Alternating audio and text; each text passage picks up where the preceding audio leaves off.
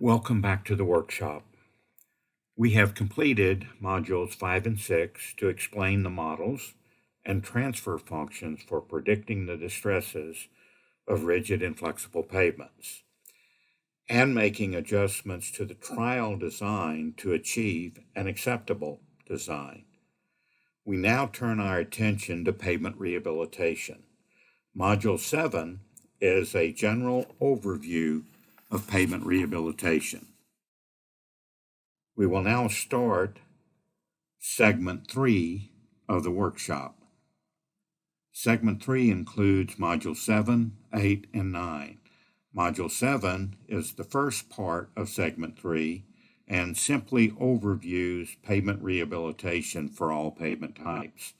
Module 8 will cover rigid pavement rehabilitation design, and Module 9 will cover flexible pavement rehabilitation design. Information included in this module, Module 7, really applies to all pavement types for rehabilitation. It's a general overview of the pavement rehabilitation process, starting from planning to doing the final rehabilitation design. There are 3 learning outcomes of Module 7.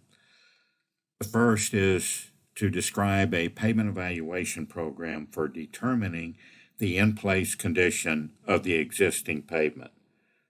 This is probably the more critical learning objective because it establishes the in-place condition, structurally inadequate or structurally adequate, for selecting rehabilitation design options. The second is to describe data required for project-level structural evaluation of existing pavements. And then the third is to list the steps needed for selecting and designing a rehabilitation strategy. 2 chapters are important to pavement rehabilitation that are included in the MEPDG Manual of Practice. Chapter 9 is on pavement evaluation for rehabilitation design, and Chapter 12 is on the rehabilitation design strategies themselves. Most of the information included in Module 7 pertains to Chapter 9. The first part of Chapter 12 does include general information on rehabilitation design strategies, but most of Chapter 12 applies to Modules 8 and 9. So when we start Modules 8 and 9, we will refer back to Chapter 12 for both of those modules. So now let's open the MEPDG Manual of Practice, and we will go to chapter 9 itself.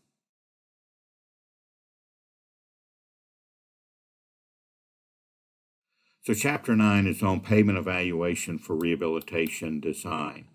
It's broken into 3 parts: overall condition assessment and problem definition categories, the data collection to define condition assessment, and analysis of pavement evaluation data for rehabilitation design considerations.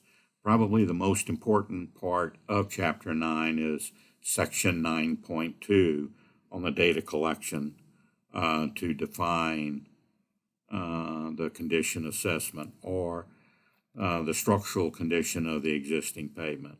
But let's go to Chapter 9 and go through, simply review what's there.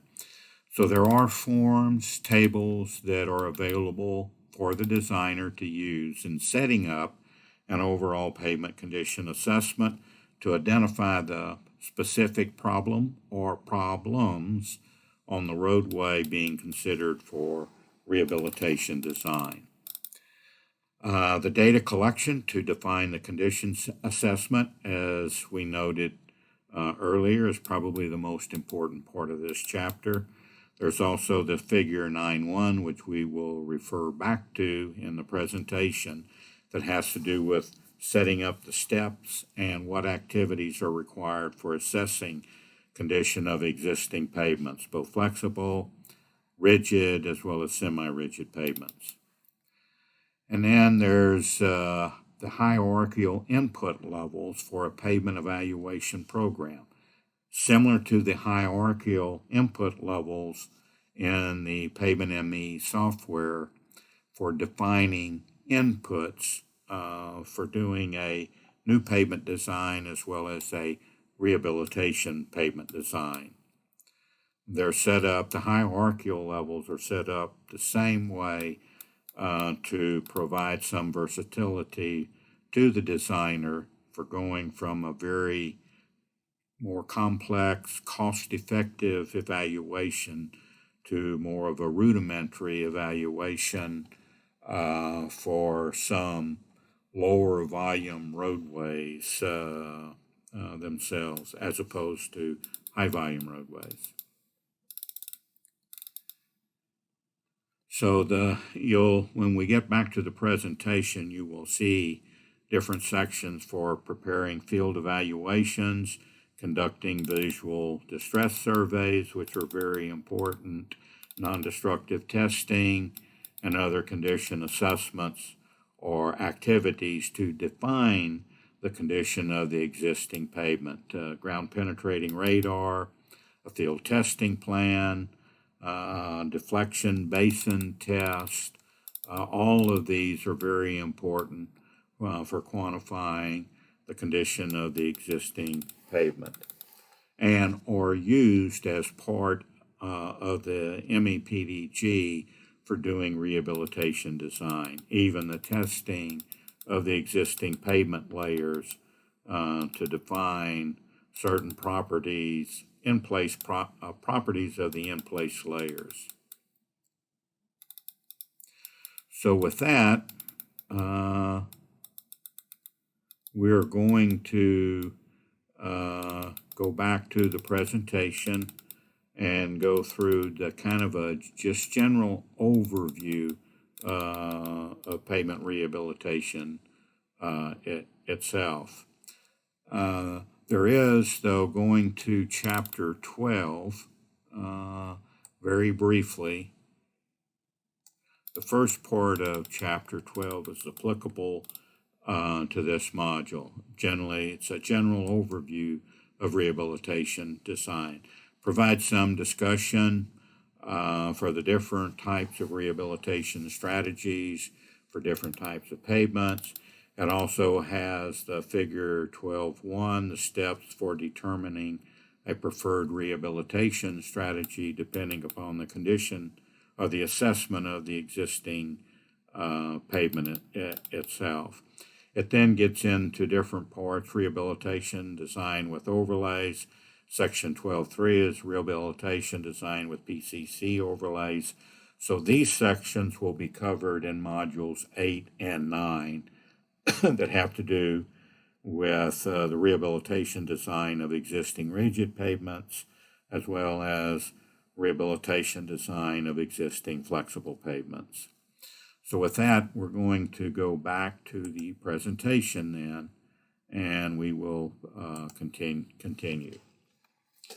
So as we mentioned or saw in Chapter 9, Pavement Evaluation for Rehabilitation Strategies, there is a flow chart that we noted that goes through the different types of condition assessment, conducting an initial pavement assessment, the different activities that are required, going from preparing a field evaluation plan,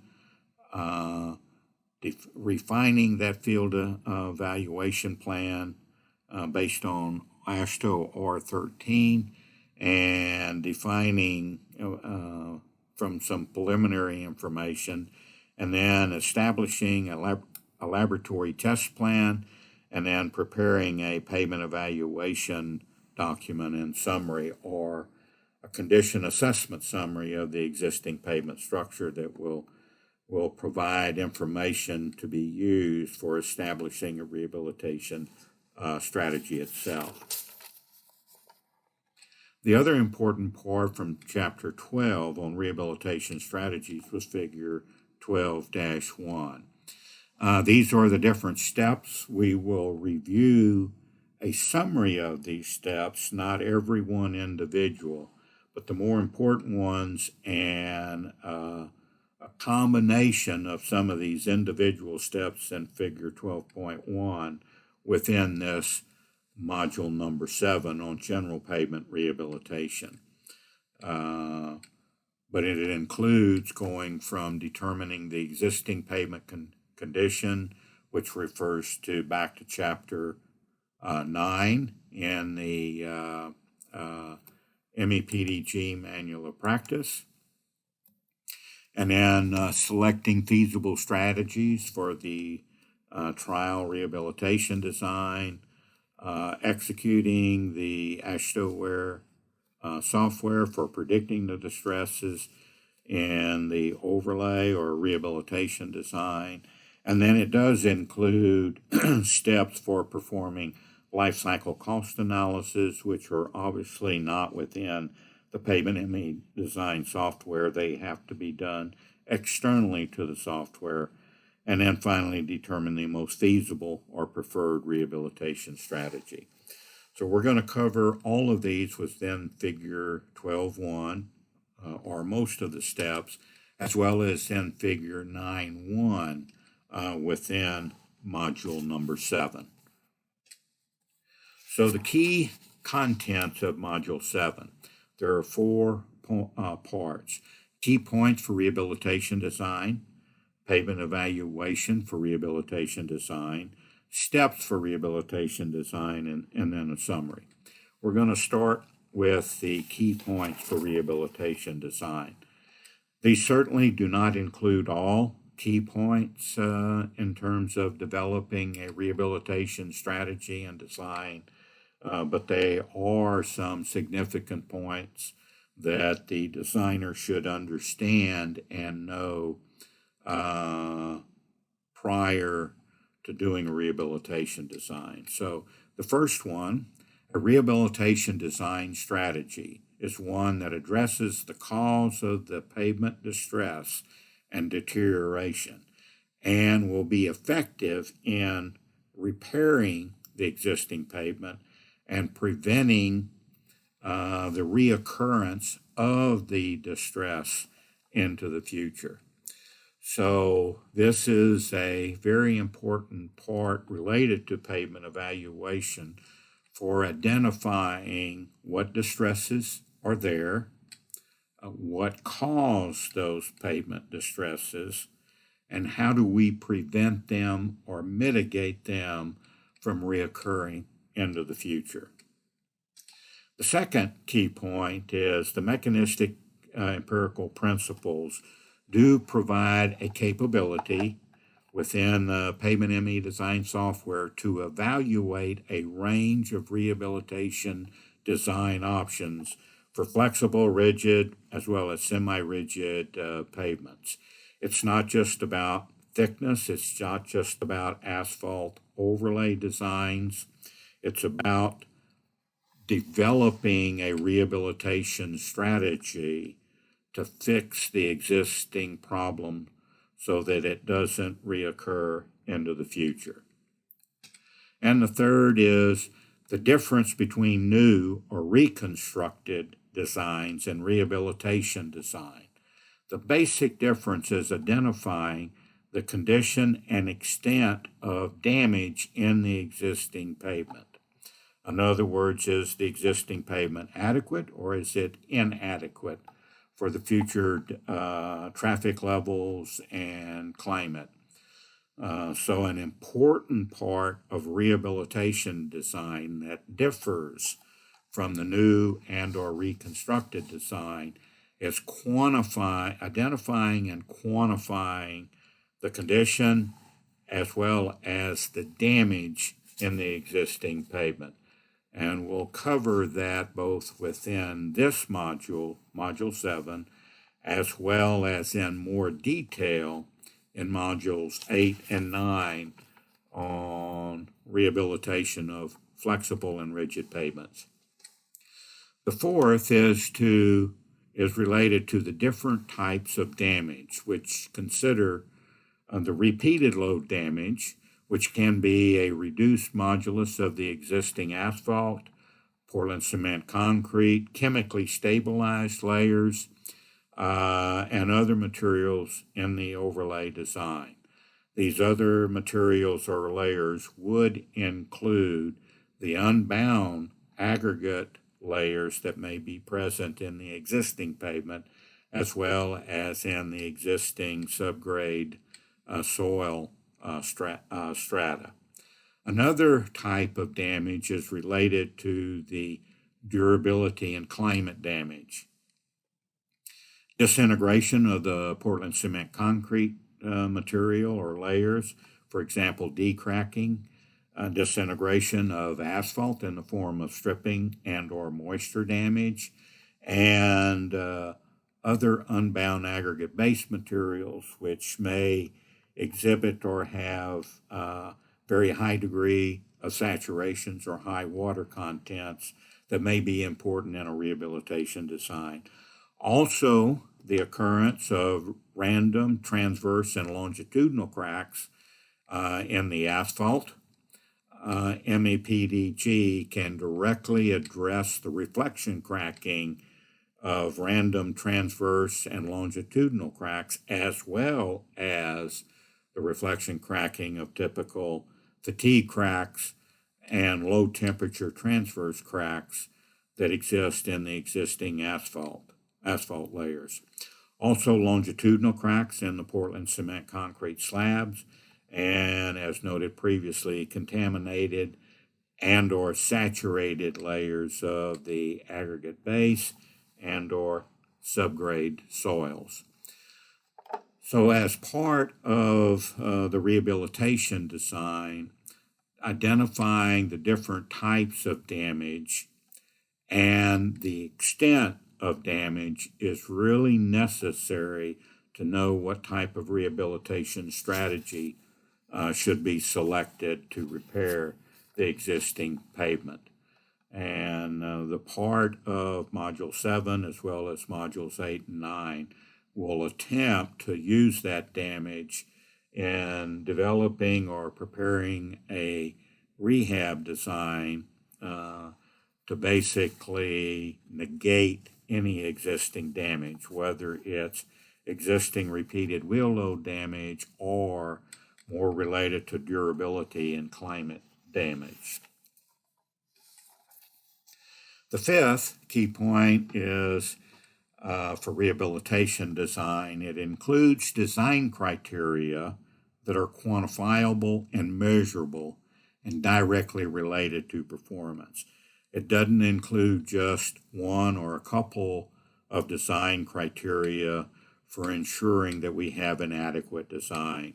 It includes multiple design criteria depending upon the type of rehab design as well as the type of existing pavement in designing and defining the reliability of the rehabilitation strategy.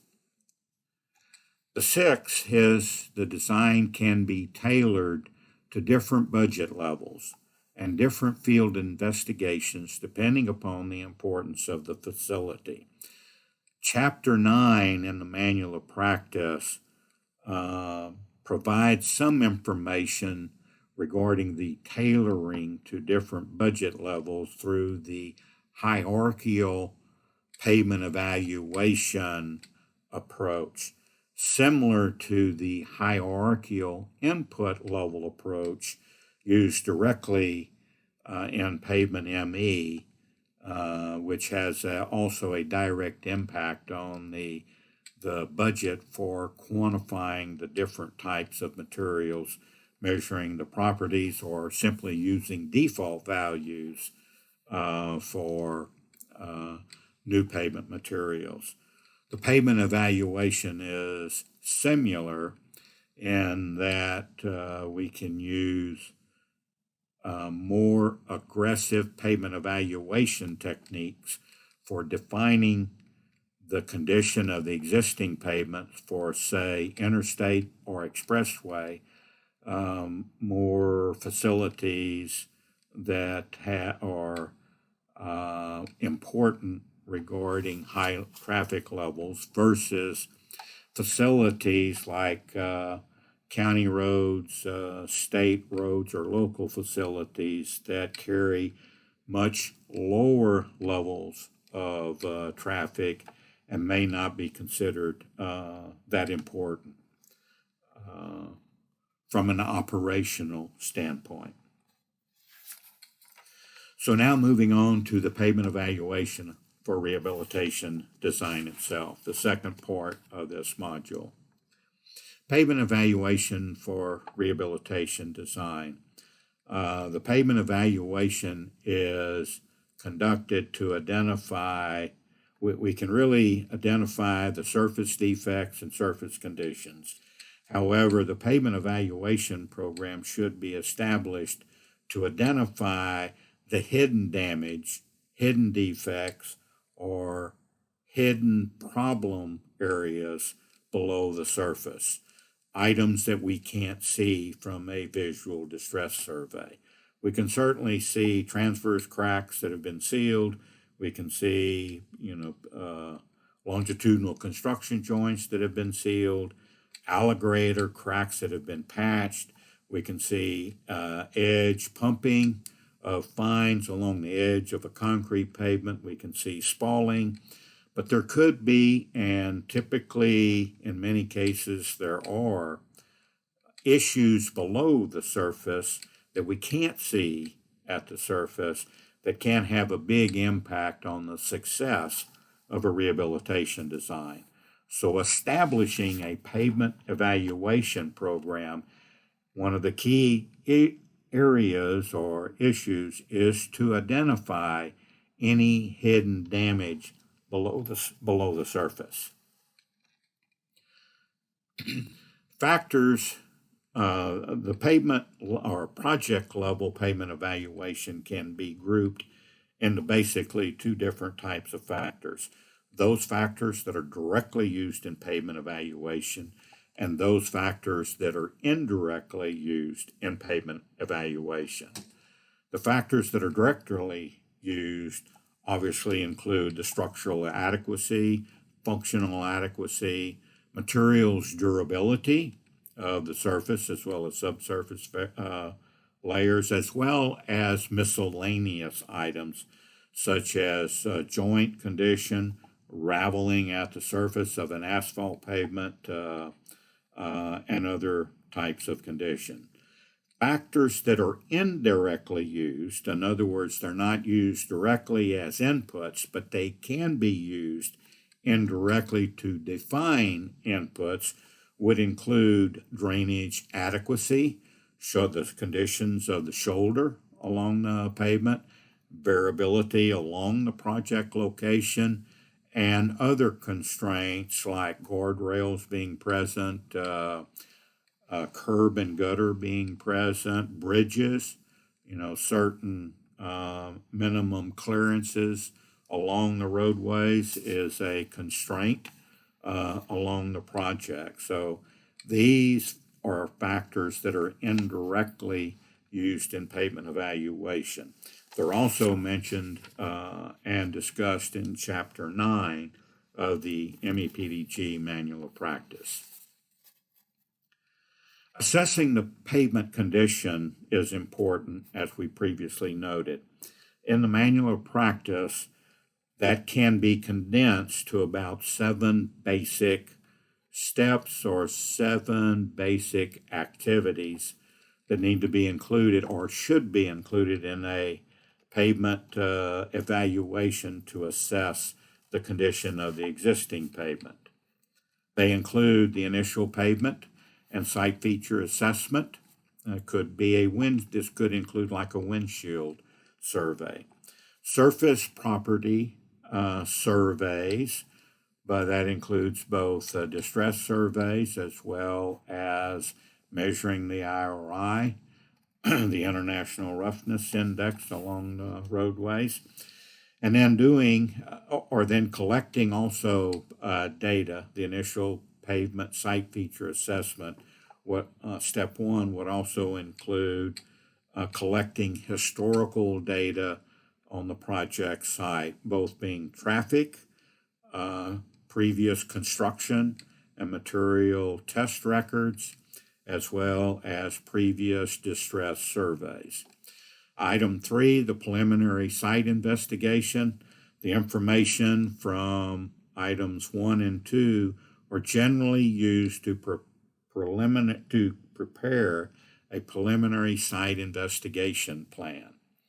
Item 4, defining the amount and severity of distress. 5, using non-destructive test. And then 6, material sampling and testing and visual examination of layers. And finally, 7, the laboratory testing of the existing pavement materials to quantify their condition. The items 4, 5, and 6 basically provide key inputs for rehabilitation design. The items 1, 2, and 3 basically provide information that plan out the site investigation plan that includes items 4, 5, and 6. So items 4, 5, and 6 as part of Module 7, we're going to address in more detail. So, distress surveys. Distress surveys are important because they identify and quantify the distresses or surface condition of the flexible and rigid pavements. The distress surveys also are needed to determine the type, extent, as well as the severity of distress for both flexible and rigid pavements. So distress surveys are very important and should be included for just about every rehabilitation design, going even from low volume roadways to certainly higher volume roadways. That is considered a basic minimum input to define the condition of the existing pavement. Regarding the visual distress surveys, detailed distress surveys are done to determine the type, the amount or extent and severity of the different distresses that can be visually seen at the surface. And the distress identification manual is referred to in the MEPDG manual of practice to provide a systematic approach and procedure to identify and quantify the distresses, both their severity as well as their magnitude. And that information on the magnitude and severity is used directly in the Pavement ME design software for rehabilitation design.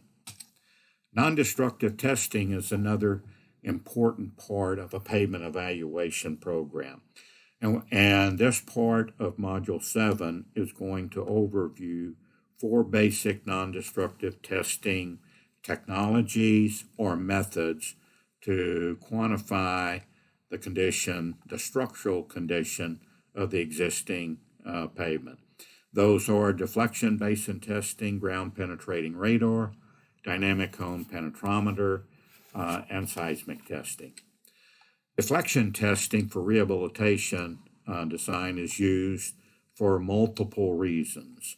One of the reasons is to identify areas with excessive deflections, to identify soft spots for making or completing pre-overlay repairs, especially if they're localized.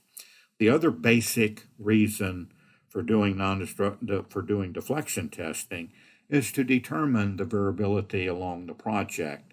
The variability caused by variations in the pavement structure as well as variations in the subgrade. again, determining variability along the project to segment the project into different design segments.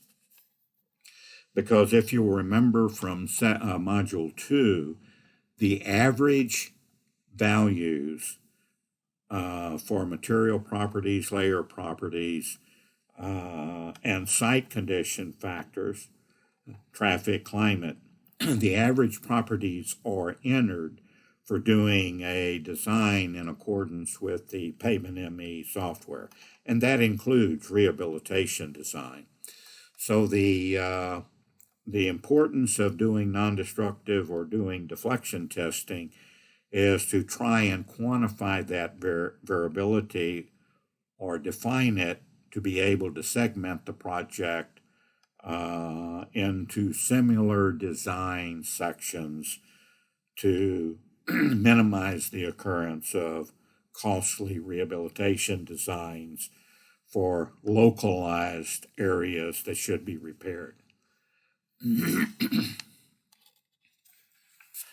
There are obviously many other reasons for doing deflection basin testing for rehabilitation design. Some of them are shown or listed on this slide.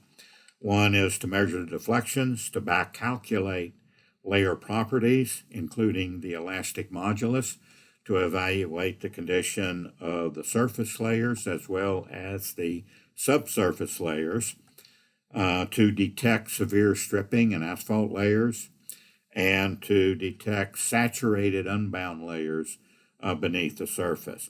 Deflection testing can also be used to detect voids beneath the surface of Portland cement concrete slabs. And with the deflection testing, specifically with the falling weight deflectometer, just to briefly identify this, there's an impact load that hits the pavement. You can vary the height of the impact load. There's a series of sensors or geophones to measure the response from that impact load on the pavement. Those responses from the impact load are then used to determine the elastic modulus of the different layers of the pavement beneath the surface. And from evaluating the elastic layer moduli, we can then get an reasonable or an educated guess on identifying any problems below the surface, depending upon the magnitude of the deflections, how that basin changes in different areas in terms of determining the elastic modulus of each of the underlying layers. As part of the Pavement ME design suite of tools, there is a back calculation tool that is available for back calculating layer moduli from falling weight deflectometer deflection basin test. And it is considered a very valuable tool in support of rehabilitation design as well as pavement evaluation. Other uses of the deflection basin testing for rehab design include computing load transfer efficiency for jointed plain concrete pavements, as well as the transverse cracks of asphalt pavements. This becomes a direct input to the reflection cracking estimate for certain rehabilitation design strategies. The other use of deflection testing is to detect voids under the Portland cement concrete pavement, which certainly would define the type of repair strategy needed, as well as identifying potential severe stripping in asphalt layers beneath the surface. So the load transfer efficiency is usually measured across or near the corner of the slab or the transverse joint of the slab, and looking at the ratio of the deflections under the plate based on the deflections on the other side of the joint for both concrete as well as asphalt for measuring the load transfer efficiency across that transverse crack or transverse joint. And it is a it being the falling weight deflectometer is a very common technology used by most organizations and state highway agencies in pavement evaluations. Another non-destructive testing device that is being used more commonly is the ground penetrating radar. The ground penetrating radar can be an air-coupled device, as shown in this photo, or a ground-coupled device. Both ground penetrating radar devices are very effective and have a lot of potential in terms of its use for evaluating layers and anomalies that we can't see from the surface. This slide illustrates the operation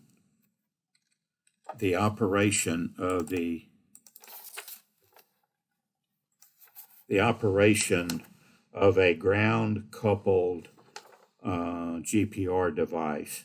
This is being used to measure layer thickness below the surface of different layers.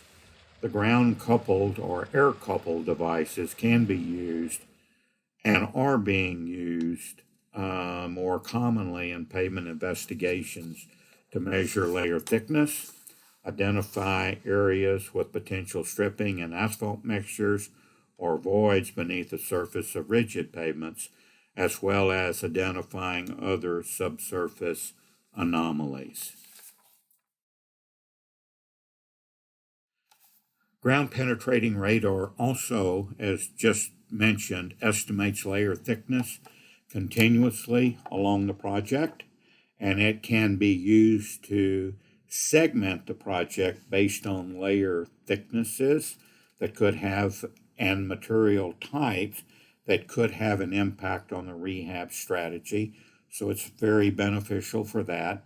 It can provide input to the back calculation of elastic layer moduli, specifically layer thicknesses, and how they vary along the project, and can identify areas with mixture or layer anomalies that we do not see at the surface. Specifically, it can locate voids under Portland cement concrete slabs, and also has been used to identify stripping and or moisture damage in asphalt mixtures beneath the surface. The interpretation of the raw data of GPR is critical and is being significantly enhanced with greater accuracy.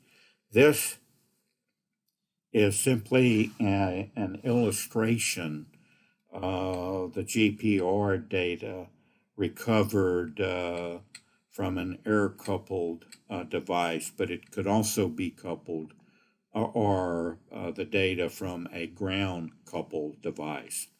And it basically, in an interpretation of the data, allows the user to identify where the asphalt concrete from underlying aggregate base layers, where that boundary condition is, as well as between the base layers and subgrade layers. So it's a very beneficial device that can be used in pavement evaluation programs for selecting a rehabilitation strategy and really explaining distresses that we may see at the surface of the pavement. So it's a very useful non-destructive testing device. This is an example of thickness contours that were derived from GPR data. Just an example of its use. This is an example of asphalt stripping contours from the GPR. Another example of its use towards selecting a rehab strategy and maybe explaining the stresses that we see at the surface, but can't initially explain or identify why those distresses occurred. Another very useful piece of information or device used in pavement evaluations is the dynamic cone penetrometer. This is a device that has been around for a long time and has been used in many pavement evaluation studies.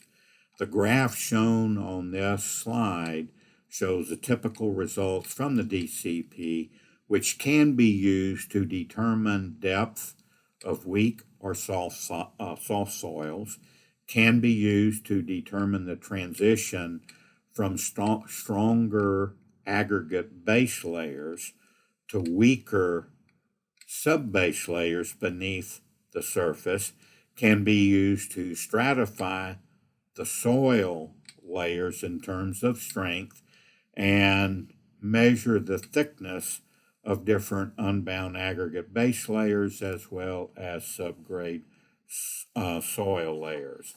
And again, the graph is simply an example of the use of the DCP. It shows the predicted elastic modulus from the penetration rate of the dynamic cone penetrometer versus the average depth below the surface, and show how the elastic modulus and or strength of the underlying materials change with depth. Another piece of or device of non-destructive testing is based on seismic technology, is the portable seismic pavement analyzer. This device is primarily used for evaluating surface layers or layers close to the surface. The PSPA, as it's defined, measures the in-place elastic modulus at higher frequencies. However, it's not commonly used for rehabilitation design. It's becoming more commonly used, or it is being used on a more frequent basis by some agencies.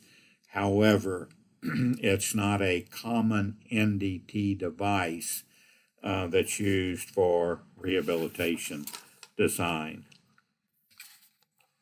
Another very important part of a pavement evaluation program is the material sampling and investigation.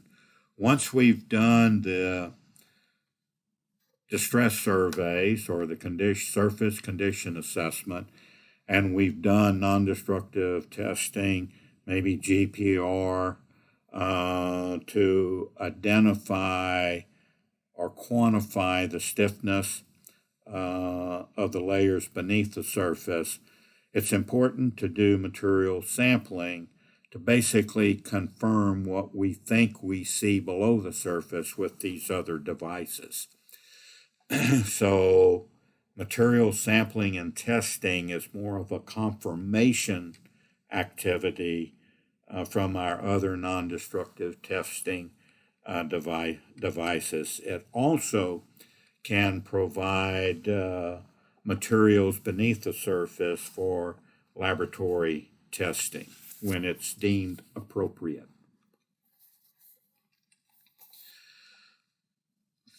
So cores and borings are suggested in the MEPDG Manual of Practice. Unfortunately, borings are not performed all that commonly on pavement rehabilitation projects, but they do provide, both the borings as well as the cores do provide very critical information for rehabilitation design. They confirm the layer thickness measurements that maybe we collected with the GPR. The cores provide a visual examination of the recovered materials, maybe to divine anomalies like segregation, the direction of crack propagation that we may get or get from the ground penetrating radar data. They also provide a key input on do we have adequate bond between the different layers, and then they provide material for laboratory testing. So again, cores and borings are important to identify, confirm the condition of the layers beneath the surface to establish the rehabilitation design. As an example from the cores and borings, the direction of crack propagation and depth can be very important.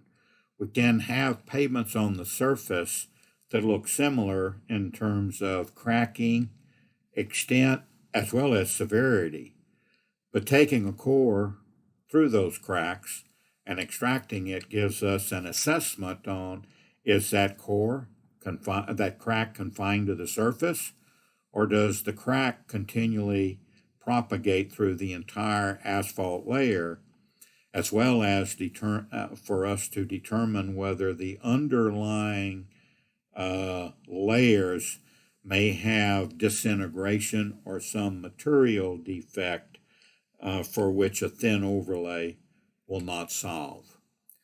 So direction of crack propagation and depth is useful for defining the condition of the cracks for pavement rehabilitation designs.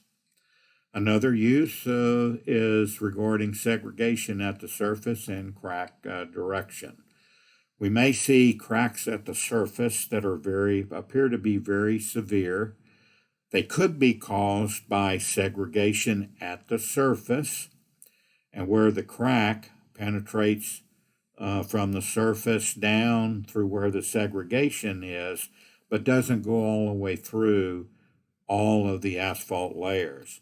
Conversely, that crack could penetrate through all of the asphalt layer itself.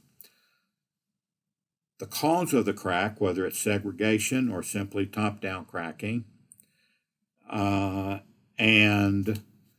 the depth of the crack becomes very important in establishing the rehabilitation strategy.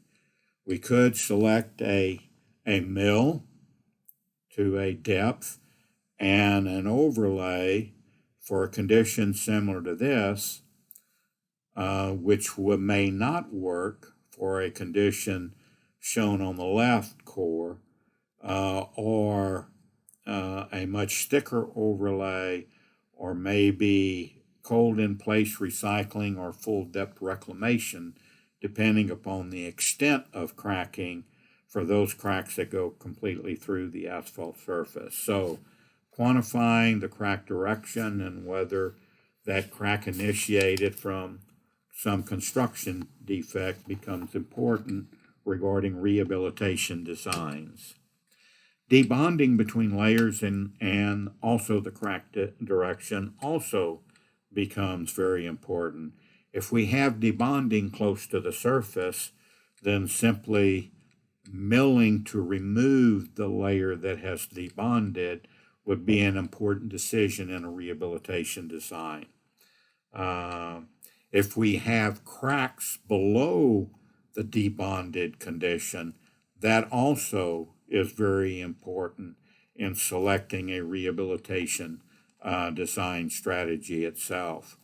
So another important use of cores and borings for identifying our an appropriate rehabilitation strategy to solve the distresses that we see at the surface or to mitigate those into the future. Another also use of cores is to identify regarding the identification of the condition of the layers below the surface is moisture damage or stripping in asphalt mixtures.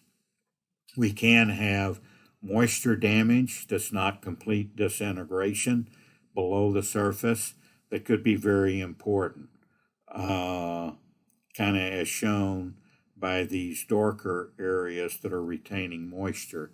So those areas of moisture damage would have, depending on how deep they are within the existing asphalt structure, could have a very important impact on our rehabilitation strategy.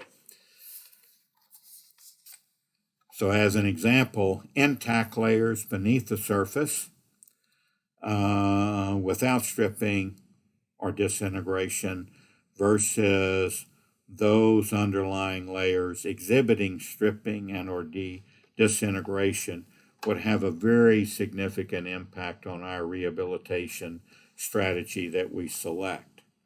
We've shown most of the photographs have been specific to asphalt or flexible pavements. However, the same would be true for Portland cement concrete slabs. For example, intact slabs versus those with decracking, bottom up versus top down cracking, and concrete pavements also. So the importance of sampling and testing is not just related to asphalt or flexible pavement. It also pertains to rigid pavement rehabilitation designs. So the laboratory testing of our pavement evaluation program, the testing is not always completed on many projects, but it can provide very valuable information for a rehabilitation design, especially when using the Pavement ME design software. For example, asphalt layers. The volumetric properties can be quantified as a minimum, air voids, asphalt content. We can also measure the indirect tensile strength and dynamic modulus of those layers itself. For the Portland cement concrete layers, we can estimate the in-place elastic modulus or compressive strength, indirect tensile strength, and more importantly, the coefficient of thermal expansion. For unbound layers, such as for the aggregate base and or subgrade, the soil can be classified or materials classified. We can determine whether there's contamination in the unbound base layer. We can measure the resilient modulus.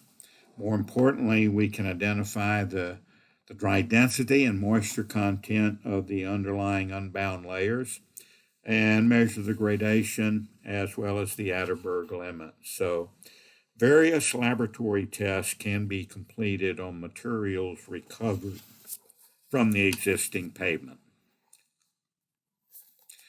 And the extent of the laboratory test program is normally based on the importance of the roadway. High volume roadways would receive more laboratory testing or typically receive more laboratory testing than lower volume roadways. However, the more important is the dry density and the moisture content of the underlying unbound layers. The Atterberg limits of those unbound layers are important, as well as the soil classification and whether we have contamination, because these values generally affect the site factor regarding predictions in IRI over time. So they are relatively important for both low volume as well as high volume roadways. The volumetric properties for the asphalt are also important to identify the existing air voids and the asphalt content of the existing layers. And for the Portland cement concrete layers, Generally, the CTE and or some kind of strength measurement is also important to know what the strength of that material is at the time of rehabilitation. Now let's move to the key steps or steps for rehabilitation design. So the steps for rehabilitation design, this is going to be an overview of Chapter 12 in the MEPDG Manual of Practice. This has been condensed to 7 steps. Step 1 was an assessment of data or input. Step 2 would be to conduct pavement evaluation and structural assessment. Step 3 is to select a rehabilitation input level. Step 4 is selecting the rehabilitation strategy. Step 5 is determine if any pre-overlay repair strategies are needed for localized distress. Step 6 would be to determine the overlay thickness design, and step 7 is determining the final design selection and for rehab design itself. So we're very briefly going to go through each of the steps. But again, the designer is encouraged to review chapters 9 and 12 in preparing rehabilitation designs and or in getting ready for rehabilitation design. So step 1 is assembling inventory data.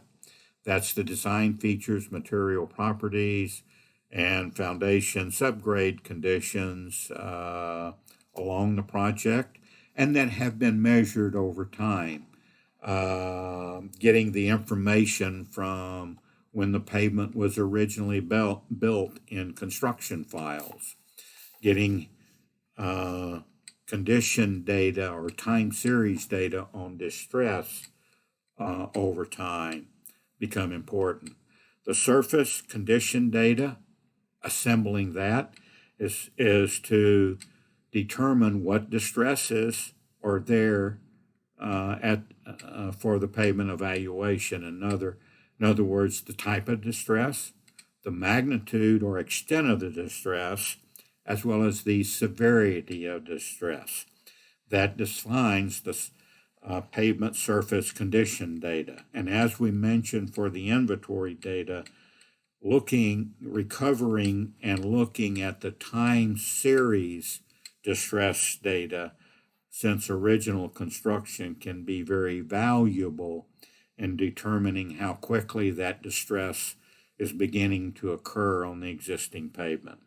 Non-destructive and destructive test data can define the design features, material properties, anomalies, and other disintegration types of defects below the surface, and then the condition of the foundation and subgrade layers along the project.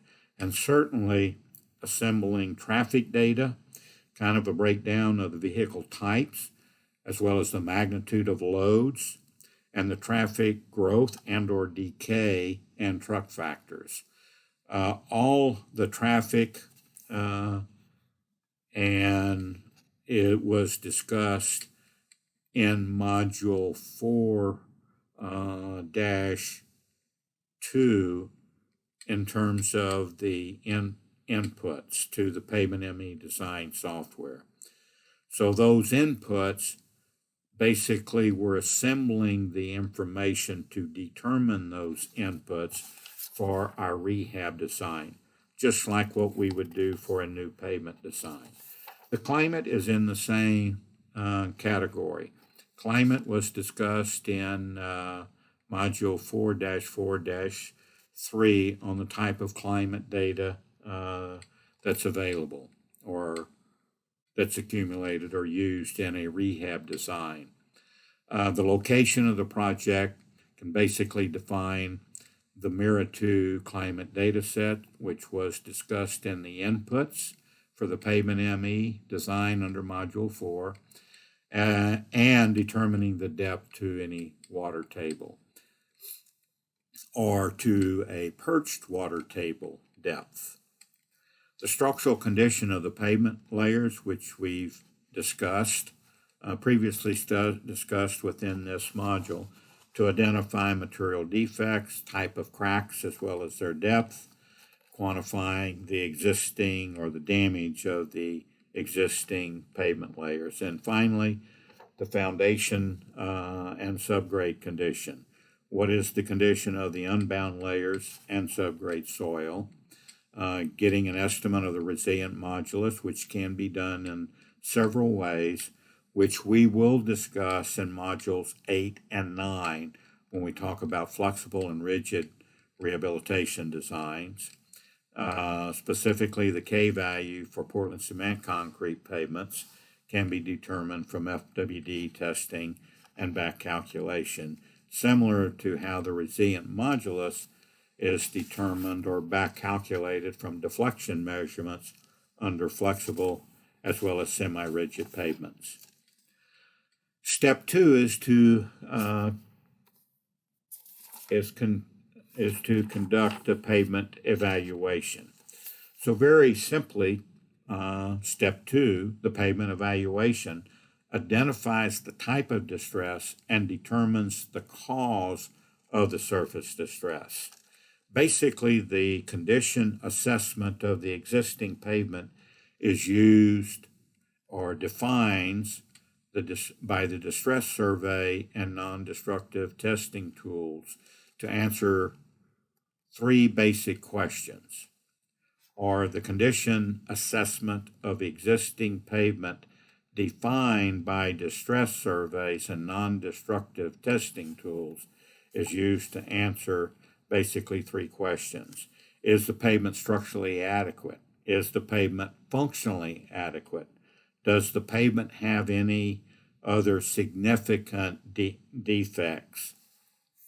All of this is used to answer these 3 questions, and originally or in setting up or selecting a rehab design strategy.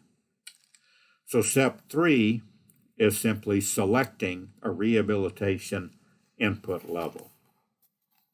And there's different levels for asphalt and semi-rigid pavement conditions, as well as the rigid pavement condition for both jointed plain concrete pavements and continuously reinforced concrete pavements.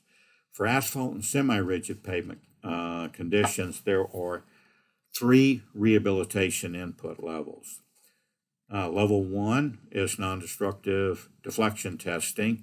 In other words, we're quantifying the in-place damage through non-destructive testing techniques.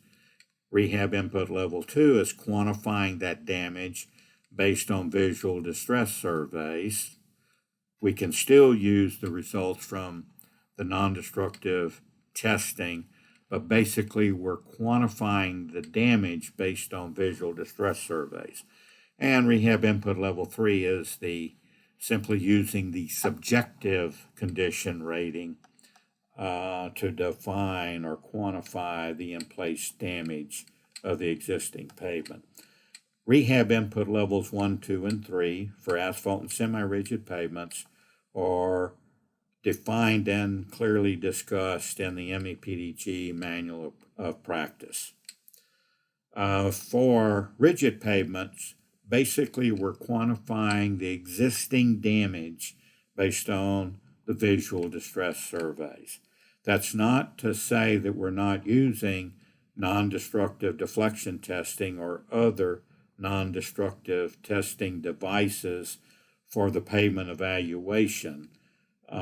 It's just noted that the damage of the existing concrete pavement is quantified and or determined basically through the visual distress survey. So, the rehab input levels for asphalt and semi-rigid pavement conditions will be covered in detail in Module 9, and quantifying the existing damage in rigid pavements will be covered in detail in Module 8.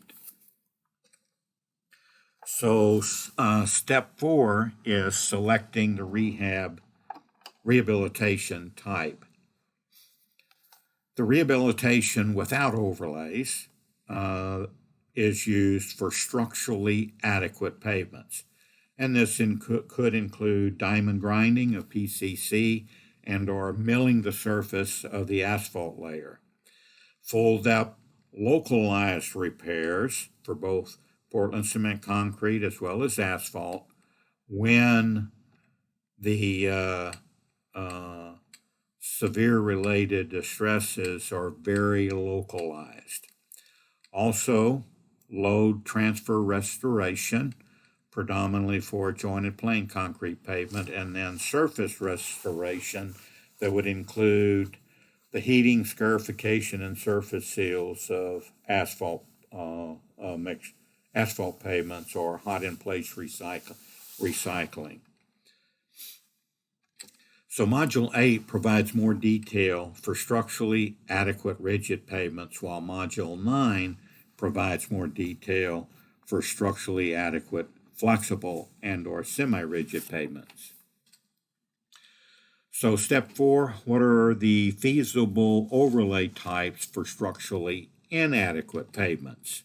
This includes existing rigid, both jointed plain concrete and continuously and reinforced concrete pavements, which are included in Module 8, as well as existing asphalt and semi-rigid pavements that are structurally inadequate in Module 9, and then existing composite pavements that are inadequate, which is basically a combination of Modules 8 and 9. Composite pavements are not considered or handled separately in the Pavement ME design software, but are a combination of flexible and rigid pavements that are treated uniquely, let's say.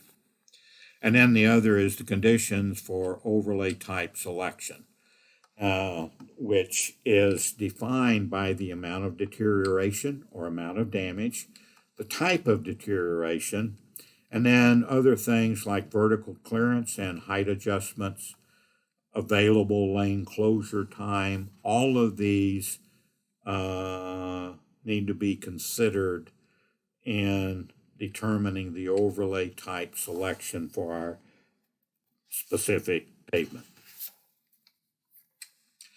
Continuing step 4, the PCC rehabilitation with overlays, which are covered in Module 8, could include asphalt overlays of intact concrete slabs, unbonded or bonded JPCP or CRCP overlays of rigid pavements, and unbonded and bonded JPC or CRCP overlays of flexible pavements. The asphalt rehabilitation with overlays is covered in Module 9 and typically can include asphalt overlays, surface modifications, recycling, overlay options, as well as bonded, short, jointed, plain concrete pavements, overlays of flexible pavements. Continuing with step 4, asphalt overlays is probably the most common rehabilitation type for both rigid as well as flexible pavements.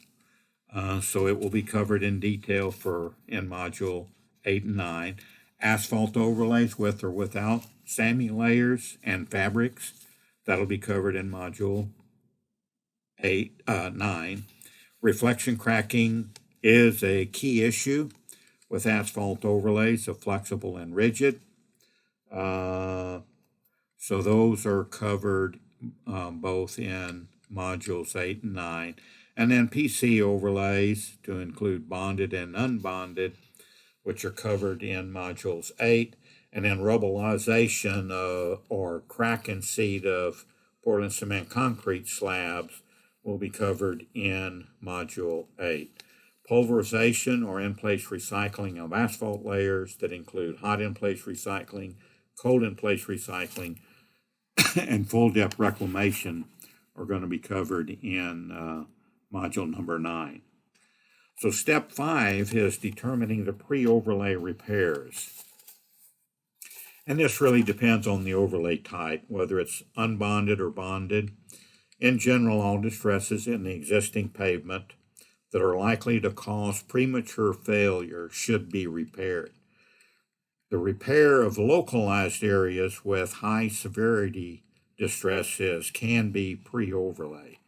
However, if the severe distress is rather extensive, simply repairing those localized areas may not be cost effective.